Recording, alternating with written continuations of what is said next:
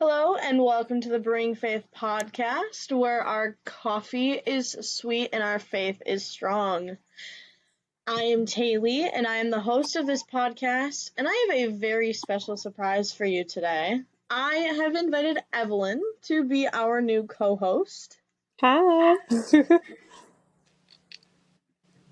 She is a amazing friend of mine. I love her dearly. I love you too. So, Evelyn, what you drinking? I am drinking a Baja Blast Mountain Dew. Oh, sounds yummy, sounds yummy. It's very yummy. I haven't had one in a while, and I've been craving one, so I got one. Honestly, you almost made me want to go to my cupboard and get my Cabo Citrus Baja Blast. You totally should, because I tried that, and it's actually very good. It really is. I didn't have very high hopes for it, but it did not disappoint. Honestly, the new Mountain Dew that's like cream soda, don't recommend. I have not tried that. I just prefer cream soda. Fair. Well, I made some cold coffee that's just plain. It has milk in it, basically. And then I put caramel macchiato cold foam Ooh. foam Oh, that on it. sounds so good. It's pretty good. I love that. I haven't had coffee in a minute. Oh, true. True. You gave up coffee for a minute. I did. I mean, I've had coffee a couple times since Lent's been over, but even now it's been a minute. I couldn't do it. It was hard, trust me, but I did it. I kind of switched to Alani's, and those are actually I like them a lot. They're really good. Fair enough. Yeah. I have a couple questions for you. I have answers, I think. I think you do. Just before we get into everything, I want the people to know kind of who you are, a little bit about you. Okay. So, how long have you been a Christian? That one is a little bit of a hard question. See, I basically grew up Catholic, but unwillingly. But I moved out when I was 17 and kind of moved away from that for a little while. And then I want to say it's about when I turned 18 is when I really started wanting to grow in my faith again, but on my own, not like forced. So I guess 2 years? Just about. Yeah, that sounds about right. What brought you to Christ?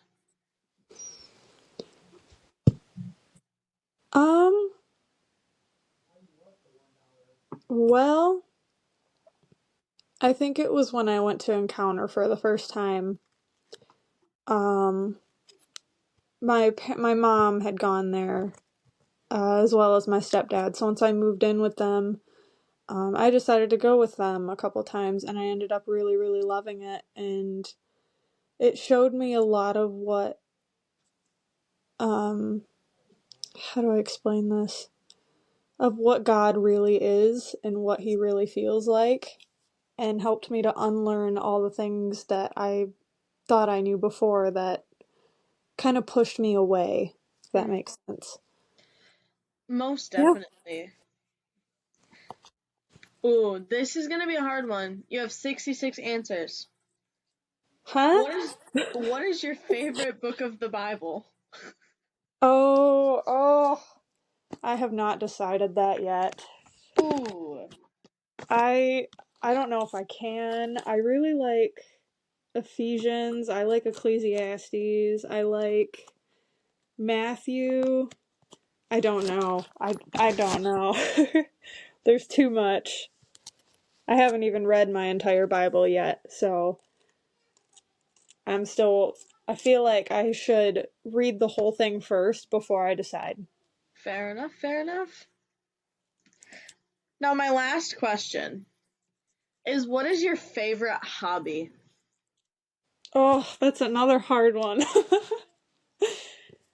um, like a few of the many that I love is, well, I love reading, but lately I've only been reading my catechism and my Bible. Like the last couple years, that is all I've wanted to read, all I've been interested in reading. So that's just what I've been doing. I love to draw and I love to sing. Both of those I've been doing pretty much my whole life. And I journal. Oh my gosh, I journal like every single day. It's so much fun. I just love it. For the people watching's knowledge, her journals are like insane. She's so organized and so decorated. Like, I can only It's so much aspire. fun. I can only aspire to have that level of organization to a journal. Well, thank you. I don't know. It's a really great way to organize my thoughts and my feelings because they can be very, very jumbled. So, and overwhelming. So, getting them out helps me to process it much better. Or even just to write about, I mean, anything, like good and bad. It's just very fun. I love it. See, whenever I journal, it ends up looking like, a really ratted ball of yarn. It looks like that, but on paper. I've seen your journaling, and it is not that bad, dude. I disagree. But that's just me, I guess. We should probably get on topic just a little bit. Yeah. So, today we're going to be talking about how God is a jealous God. And I don't remember what got us on this topic a while ago, but we wanted to record a podcast episode for a few months now and just haven't had the time or got distracted or something. Yeah, it's I don't remember what got us talking about it either, but it's definitely a very good and a very important topic. Oh, yeah. Yeah, I've been asked questions by even believers, new believers or non-believers about it, and like during times when I didn't have answers, but now I do, and I'm excited for this. Oh, yeah. So, we may as well just start off with the definition. The definition that I found two of them. Oh, I okay. found God's jealousy is his holy protective passion for his people and exclusive right to worship, and his intense love and commitment to his covenant relationship with humanity. Yeah. So, we should probably start by breaking down the first one. Okay. Yeah. So, it talks about his holy protective passion for his people. That's seen a lot in the Bible. Yeah. Like, the Israelites, the whole Red Sea debacle. Mhm. And we're his people because he quite literally made us. He created us. He knew us before we were even born. Exactly. And then a exclusive right to worship, which ties into the whole idol thing in the Bible. Yeah. And God in this case is like, hey, I am the I am. You're not going to worship gods outside of me. Exactly. Because I mean, he is the only God. The Bible says he is the only God. There are no other gods. So I'd say, especially because He created us and all things. He has every right to be jealous. There are the little g ones, which are not actually gods, but like No, they're not that's at a all. topic for another day. We could Yeah. probably do an entire podcast episode on little g gods and Oh, definitely. Like, oh man, I have so many strong beliefs, but another day. what verses do you have going on over there? Because I know you have a few. One specifically that I'm looking at right now, I really love this one. It's Isaiah 42:8. I am the Lord, that is my name. My glory I give to no other, nor my praise to carved idols. Ooh, I love that one. that is a really good one. I like that it mentions the whole idols thing Yep. because idols are mentioned a lot throughout the Bible, and the Old Testament people and the New Testament people definitely had a problem with them. Like Oh yeah. there was the Even nowadays, crowds and everybody still does in a lot of ways. 100%. What would you say an idol in your life has been? Um, like specifically or just like in general? Just in general, like whether it be something like your phone, a relationship, something like that. Anything that you choose to put before God, which one of the big things that I think everybody, Christian or not, still does today, because it is difficult. We'll put our phones before God. Oh yeah. I, I mean, I it's hard. I've definitely caught myself doing that. I'm definitely a work in progress. That's for sure. Oh, me too. Because sometimes I'll like think about, I'll be like bored and I'll be sitting there and like, okay, what can I do? Um, I could pick up and read my Bible. I could pray, but I pick up my phone instead. Yep. Because Oh it's yeah. right there, it's convenient, but I'm working on that too. It's gotten better, and it's probably never going to be perfect, but Oh yeah. yeah. We can never be fully perfect. I never intend to be, and will never tell anyone that I am. That's for sure. Oh no, neither will I. The best we can do is just try our best. I actually have a verse over here that kind of ties into that. It's Exodus 20, verse 5. And it Okay. says, "You shall not bow down to them or worship them, for I, the Lord your God, am a jealous God, punishing the children for the sin of the parents to the third and fourth generation of those who hate me." And then Ooh. verse 6 goes on to say, "But showing love to 1,000 generations of those who love me and keep my commandments." Yeah, those are good ones. Oh, yeah. I I don't know. I really like how forward this is Me too. and just how much the Bible talks about the importance of worshiping only God. Yep. I've been asked questions too, like, I don't know if I can word it exactly the same, but I've been asked or even just heard in videos this question be asked, um, if jealousy is a sin, why does God call himself a jealous God? And or something like that. Mhm.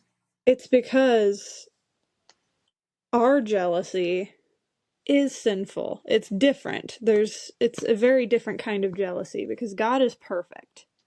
He cannot sin. His jealousy is righteous. Ours is not. Mhm. our jealousy is flawed. I mean, we're innately sinful. We're Yeah, innately going to be jealous and envious, and God is innately good. That is just, He is goodness. exactly. I mean, this isn't the best, um, like example, but it's the best one I can come up with. I go for it. Like, think of it as like you being married and your partner looking or having wandering eyes or cheating and like that. It's not exactly the same, but you see where I'm getting at, Yeah, kind of. I was thinking about that example too, actually, and how it's a covenantal jealousy. Yeah, exactly. Because, like, And in marriage, I mean, you think the two become one, mhm, and then it's not like the covenant is broken at that point. It's very, yeah. But that's also a kind of another topic, but very much. I also have another verse in Exodus. It's Exodus 34:14 out of the NIV, which okay. I'm reading out of the NIV and you're reading out of NLT? NLT, yes. Okay. Just so the people know. Say the verse again, I'm sorry. It's Exodus 34:14. Okay. It says, "Do not worship any other god, for the Lord whose name is jealous is a jealous God." Mm-hmm. I think I think jealous almost isn't a good word for it. Yeah, I think it's almost like a zeal for his people. yeah, that does make a lot of sense. And like a desire to have his people be his people. Exactly. Especially, I mean, kind of circling back, there are no other gods. He Hmm. created us, He created the world, He created everything that we have. It's only right that we worship Him. Exactly. Why would we? I mean, I can't really say that. Never mind. Sorry. No, you're good. What other verses do you got going on over there? There's one right here that is one right before one you read before. It's Exodus 19:5-6. Now Ooh. therefore, if you will indeed obey my voice and keep my covenant, you shall be my treasured possession among all peoples, for all the earth is mine, and you shall be to me a kingdom of priests and a holy nation. These are the words that you shall speak to the people of Israel. Ooh, that's a good one. Indeed. I actually just found, I was trying to quickly figure out verses where Jesus talks about idolatry. And in Matthew 6:24, Jesus actually mentions it in the Sermon on the Mount. He Ooh, says, okay. "No one can serve two masters. Either you will hate the one and love the other, or you will be devoted to the one and despise the other. You cannot serve both God and money." However, Yeah. Oh my gosh, money is another huge one. Wow. oh yeah. However, Oh you can wow. replace money with just about anything. Yeah. It Just can thinking be about like the really big ones though, in our society nowadays, like that's a pretty huge one. I think sometimes even idols can become celebrities, Yep. Oh my other gosh. people. It's really interesting the language that we as a society have picked up for our role models. Like Yeah. a lot of times we consider them, and I quote, our idols. Yeah, I've heard a lot of people say that. And it's really interesting as we pay attention to what the Bible talks about and how the world contradicts that Yeah, and makes it a positive thing. but there's a lot of things. Oh my gosh, I have so many strong beliefs and about so many things, especially that. But that's also another topic. I shouldn't get into that. Yeah, there are so many people that so many things people that can just idolize. I mean, it could be a writer, it could be an item, it could be A fictional character. ooh, people do that a lot. Oh yeah. Definitely. Especially in the new like media surrounding books, TV shows, movies. Oh yeah, 100%. It is, I mean, it's definitely something that's always been a problem, but there's like, it seems to just continuously get worse. Mhm. Yeah, It's and very, like very sad.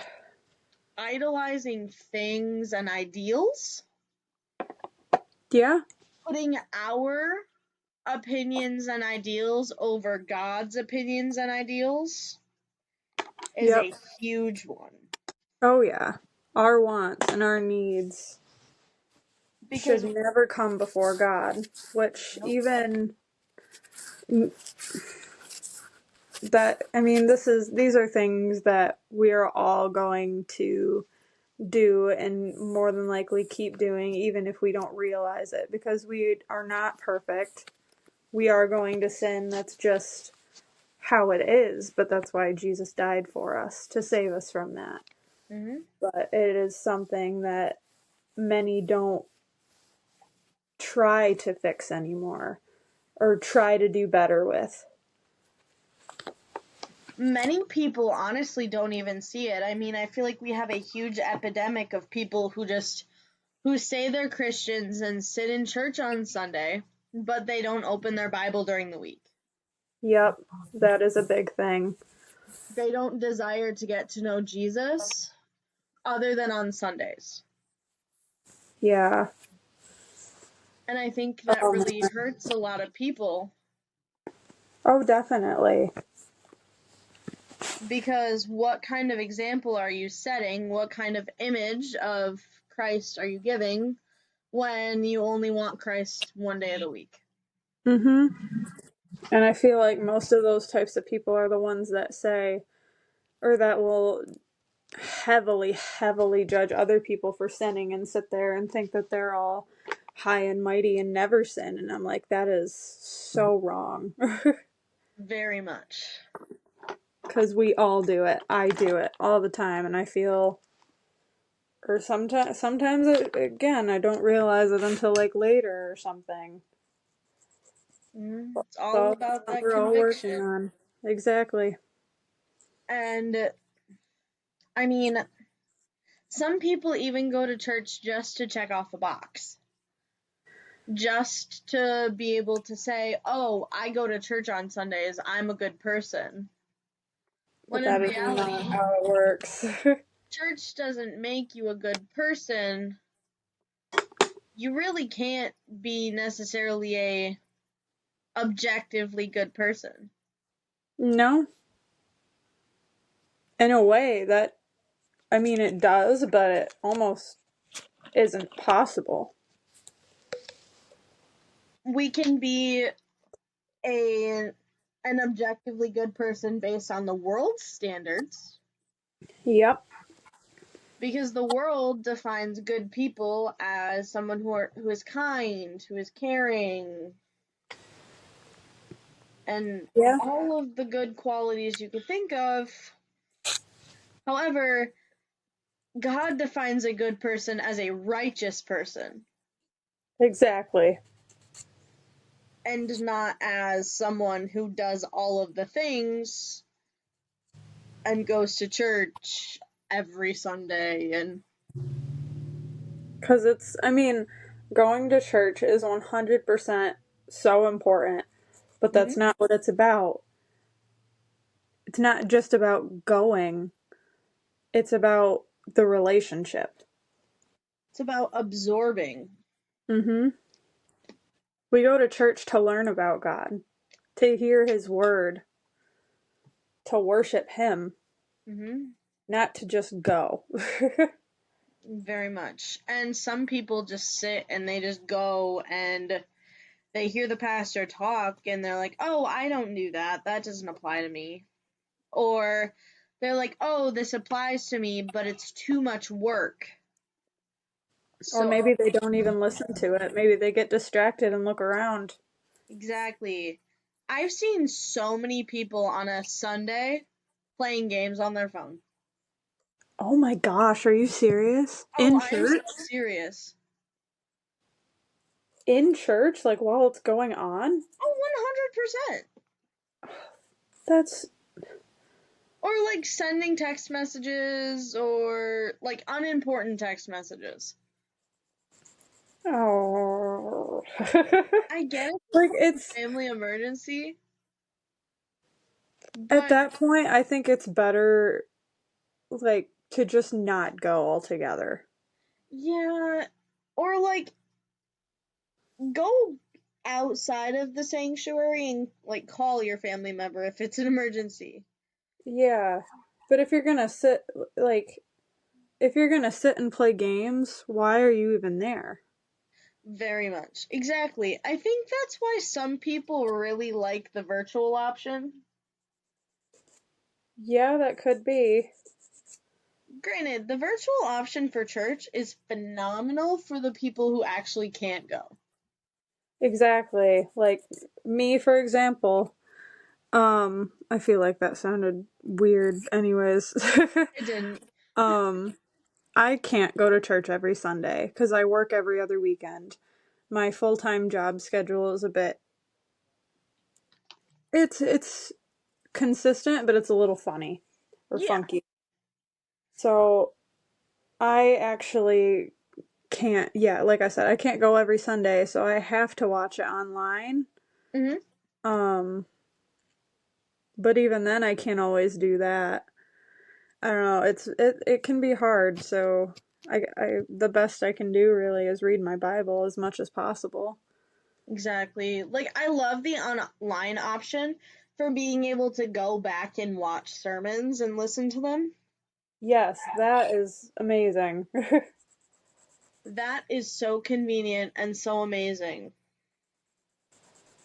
Oh, speaking of that, you'll have to remind me to send you the sermon from my church this week because it was really good.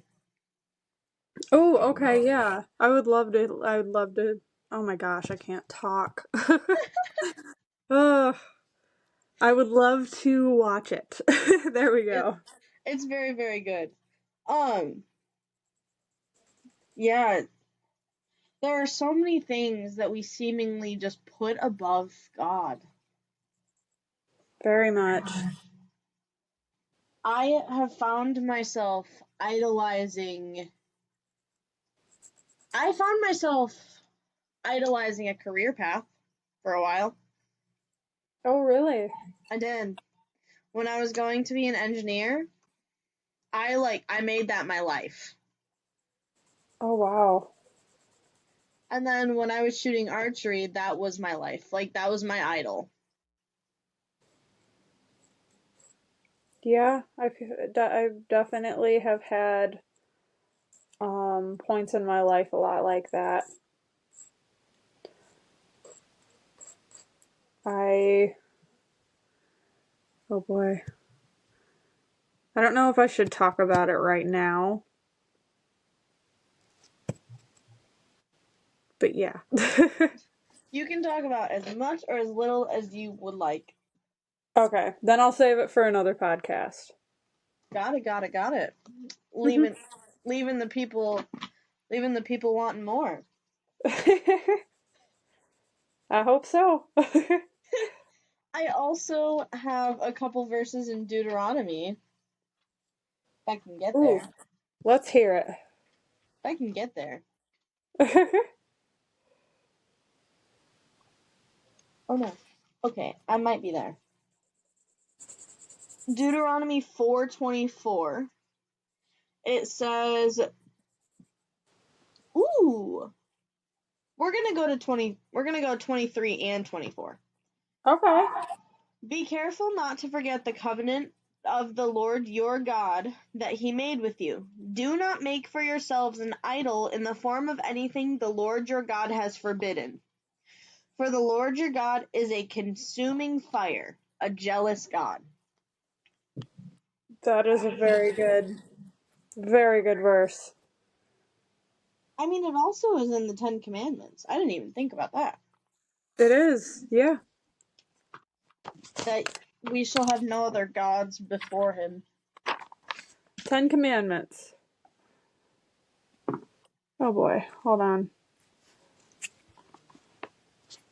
Give me one moment. No, you're good. Take your time. We have time. Ooh.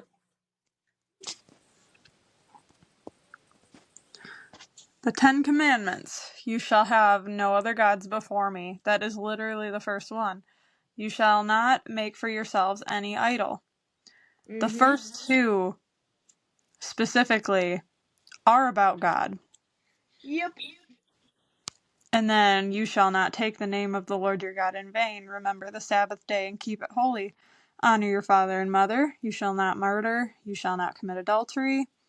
You shall not steal. You shall not bear false witness against your neighbor. You shall not covet your neighbor's house, wife, or property. Yeah?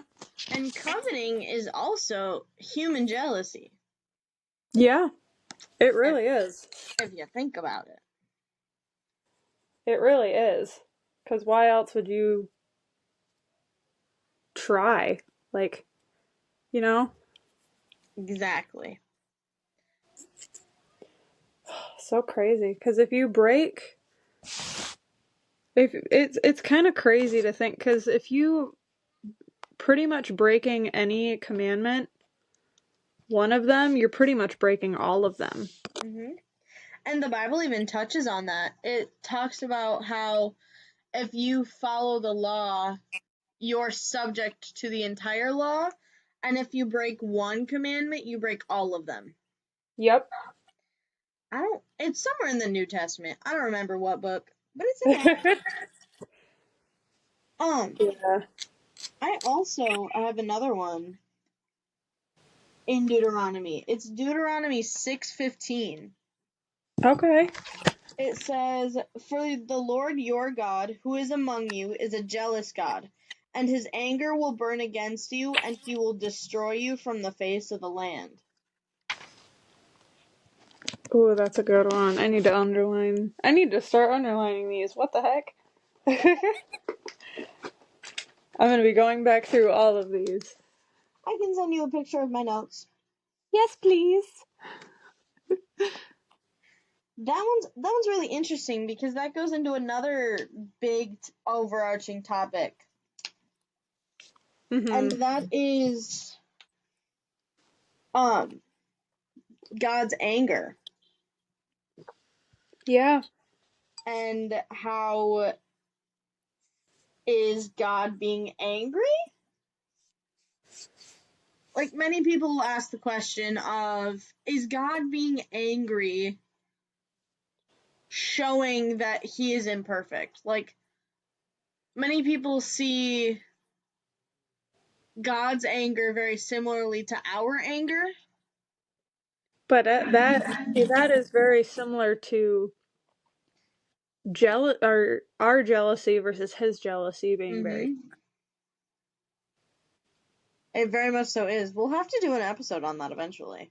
Yeah. I mean, we have a very limited um understanding of all of this because we're human. We cannot be perfect. Not until we are in heaven.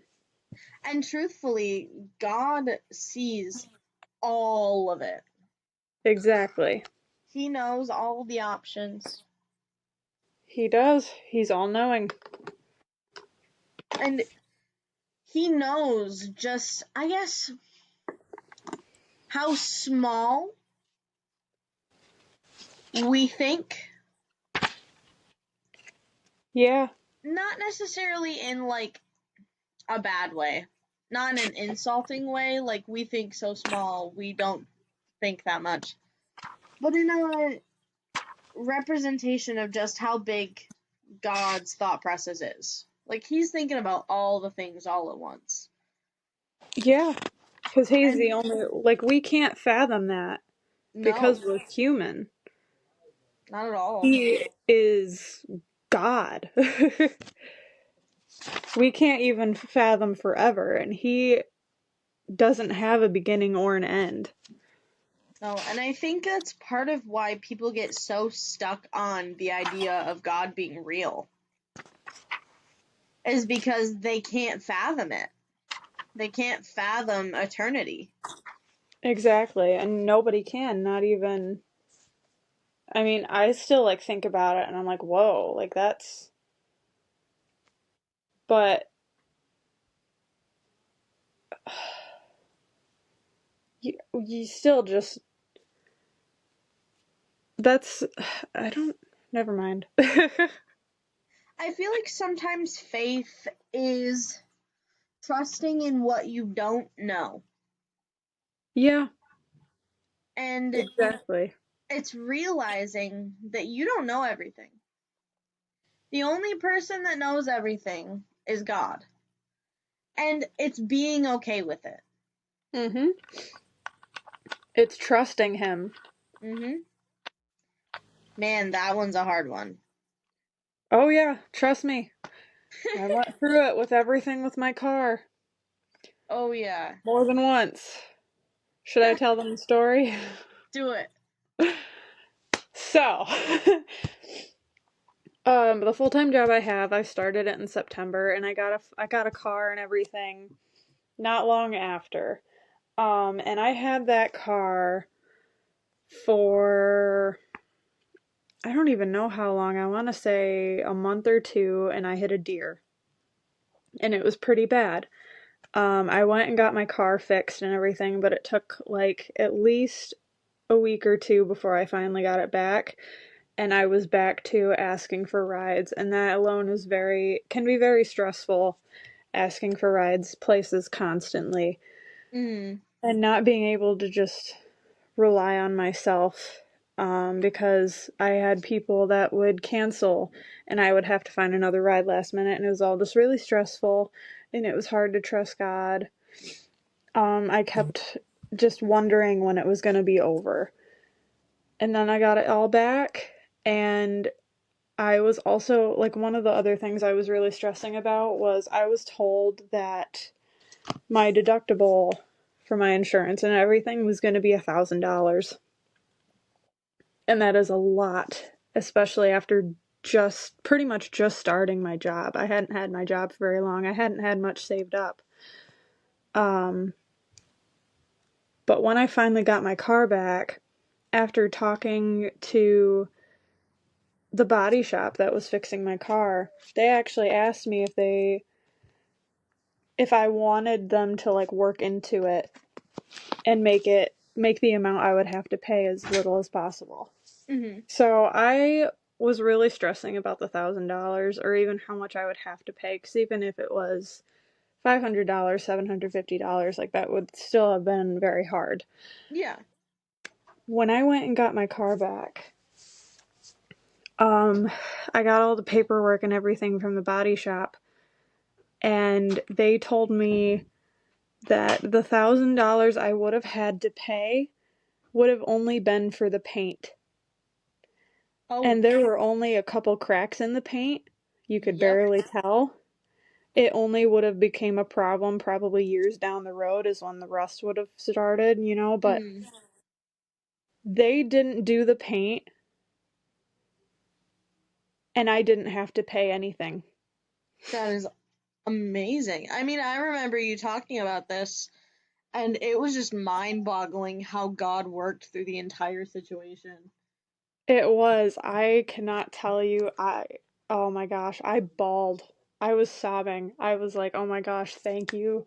I probably thanked God a million times because I had prayed about it so much, even though it was really hard to trust Him. Oh, yes.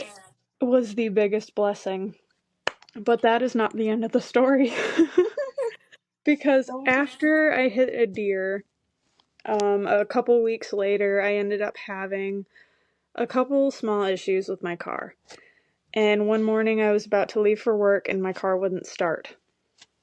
Come to find out, my battery was dead. I had to call into work, which wasn't great because I had already called in a few times before because of my car, and I think 3 of those times were because of my car, and 2 other times were actually because I was sick. So I ended up getting written up for calling in so much so soon. I was like, oh, it was very stressful, even just doing that. And then the very next day, I think I had to call in again, so that I could go get my car fixed right away. My stepdad had jump started my car so that I could go do that. They checked my codes. They checked my battery. But yeah, when I went and got it fixed, I don't know what was wrong with the coding or whatever, but something was. They fixed that. They reset everything.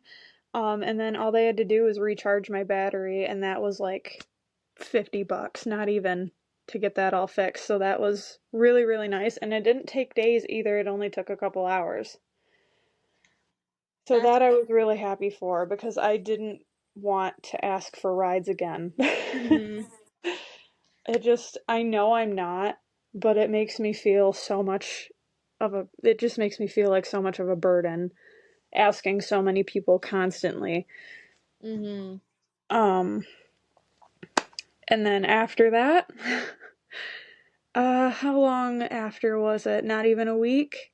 I hit another deer, and that one was much worse than the first, and it completely totaled my car. Oh, yeah. Yep.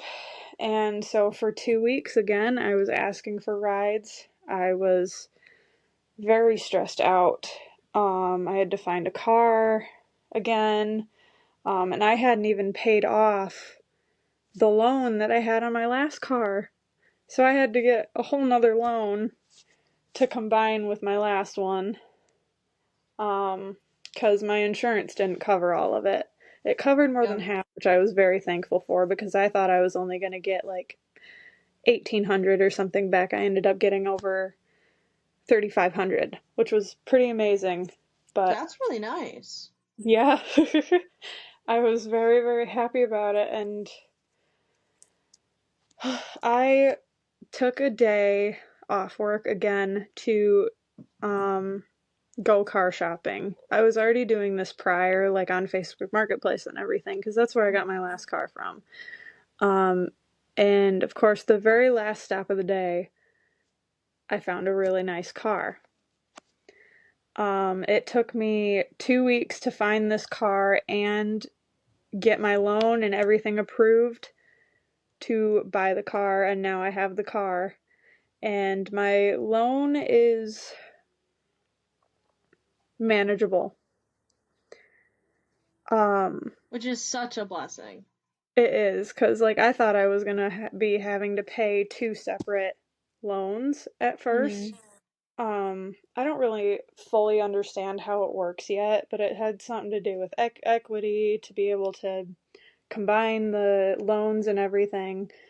So I thought I was gonna have to do 2 completely separate payments that were like, one was close to $200 and the other one probably more. So I was a bit stressed about that as well, and again, asking for rides, but I was eventually told that the loans would be combined, and when I got the car too, I'm sorry, I'm kind of all over the place. No, you're good. I feel like I'm not very great, but it's okay, we're doing this. So I'm here for it. The car that I found is a 2014 Chrysler 200. It had 138,000 miles on it, which is actually a lower amount than what my last car had when I first bought it, even though it was newer. Um, they did so much work on this car before selling it. I can't even, like, even talking about it now still makes me want to cry because I haven't had my car very long. They completely changed all the tires, so brand new tires, all four.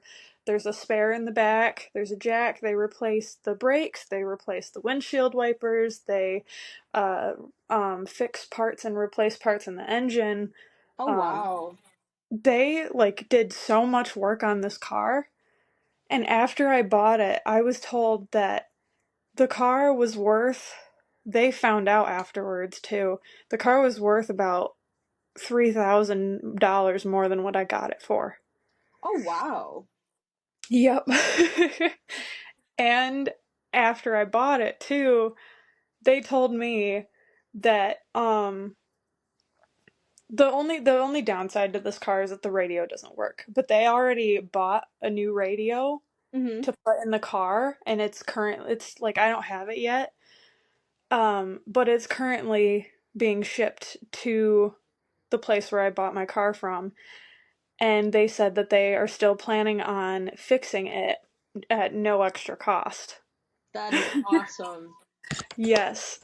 And there is one more thing. I'm so Literally the intrigued. day after, I don't know if I told you this yet, actually. No, I did. I did. But I anyways, think you may have. the day after I bought my car, no, it was 2 days. 2 days after, I was on my way to work, my check engine light came on. I was like, you have got to be kidding me. I was kind of really mad. But I took a deep breath. I was kind of to the point where God had answered many prayers of my car, or like involving a car and everything, better than I could have imagined. Oh, So I'm yeah. like, okay, you know what? I'm probably still gonna have struggles sometimes with trust, but I trust you much more than I did before, and you have literally done nothing but proven that I can. So I felt better about it, but I was kind of at the point where when is this going to end? Like how many more issues with my car am I going to have, you know? Um so I go and I was still able to drive my car, so that was a good thing. I drove it to Mm-hmm. work, and then on my lunch break, I went and got the codes checked, and I had a cylinder 3 misfire, Oh, which is pretty not great. yeah. Because I have 4 cylinders in my car. So I my next day off was Friday, and this was a Tuesday or a Wednesday, I believe. So Mm-hmm. I called the place that I bought my car from, told them what was going on, and this also made me cry. They told me to bring it in on Friday because I told them that was my next day off. Mm-hmm. It would be completely okay to drive until then, just to try to not drive it more than I had to. Yep. And they would take care of it, and I wouldn't have to pay anything since I had just gotten the car a few days prior. That is amazing. Yes. That And then is. Friday comes, and I take my car in, and they fix it. It only took 45 minutes. I thought it was going to take like a couple hours. It took 45 minutes. The guy comes back, and he tells me they replaced all 4 cylinders and the coil, and I didn't have to pay anything because I thought they were only going to replace the 1 cylinder. That is such a blessing, too. It That's is. I'm just awesome. like, even talking about it, I'm still just like, whoa. I sobbed the whole way home. I That's was like, and it's just crazy how I've had so many blessings, like bad luck, but also very good luck, even if that makes sense. very much. It's just kind of crazy, and I don't know, ever since I had that last issue I haven't had any other issues, and I'm really praying that I don't for a while because I'm sick of dealing with it. But Honestly, fair. I'm sorry, that was so long. I feel like that was unnecessarily long, but it's okay. You know what? It's okay. That's what this is for. For what we believe to be unnecessarily long stories and talking about God and all the things he does in our lives and just how much of a cool guy he is. He very much is a cool guy. He really And I is. can tell you that I definitely, even through everything, I trust God much more with the outcome of whatever else may happen more than I did before. Oh yeah. It is very beautiful watching him work, not only in my own life, but in yours as well. And seeing it so closely is just so awesome. It really is. It's just beautiful. I don't know what other word to describe it as. I don't know either. There is not. Like, it is so, I guess, awe-striking. Yeah.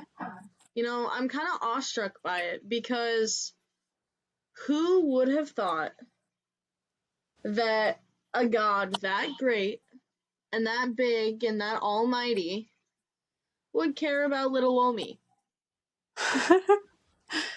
Oh And my gosh, I thought little old about that. But it's also crazy, like, he doesn't, like, he knew us before we were born. He had a specific plan for us before we were even alive. And oh wow. I just, I am in genuine awe of him. Like, he knows every hair on every single person's head. Like, I can barely keep track of like 20 people, let alone exactly. many billion. Exactly. We're at like And what? not a single person is a mistake or just an exception or anything like that. Every single one of us has some sort of purpose, and a Ex- very important one. And that just shows how purposeful of a god he is. Exactly. He Truly. doesn't do favorites. He he chooses everybody for specific things. And it is so beautiful. It is. Like, each of us has our own little specific purpose in this world. Sometimes it can be so hard to just wrap my head around, but I used to really struggle with believing that, but now I do, I'm just like more so just baffled by it all the time. My mind is definitely thoroughly boggled by it. For sure. Me too. Who would have ever thought that there would be this big almighty God that can do anything caring about what I do with my life and how I Exactly. live? Like, But he does. He does. it is just so beautiful. And He it's wants a so, relationship with us. and like, even tying it to the jealousy part, like, he cares about us enough to be jealous that we're paying attention to somebody else and not him or Mm-hmm. something else. Like, what? And not just everybody as a whole, but everybody individually. Bingo. And that is just what's so wow. And he knows every single idol we have, every single future sin we're gonna do. Mm-hmm. It's all written out. Yep. And he loves us that much. And he cares that much. Even knowing we're gonna, sin more. Exactly. But that is why he sent Jesus. Exactly. Because what matters, because we're human, it's inevitable we're gonna sin. We're never gonna be perfect. But that is why Jesus was sent. And what matters now is that we're trying. Very much. God sees effort. He cares that you try.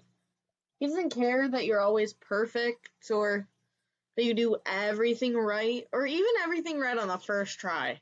'Cause man, I'd be messing up like 4, 5, 6 times before I get it right.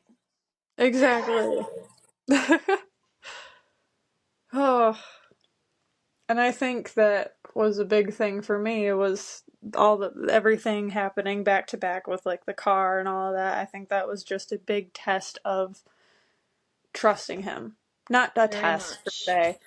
Um, God doesn't test us. He He allows things to happen so that it can be used for his glory. exactly. But he want he blah, blah, blah. He allowed it to happen because he wanted me to learn to trust him more. Exactly. It's like Job. Mm-hmm. That's A just lot like so. that. I mean, not to that extent because that was, poor Job. It was a lot.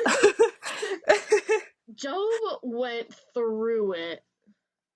He lost everything. I just lost the car, okay? But no, you're still right. Oh yeah. I think we really kind of covered it all. Yeah, I think we did.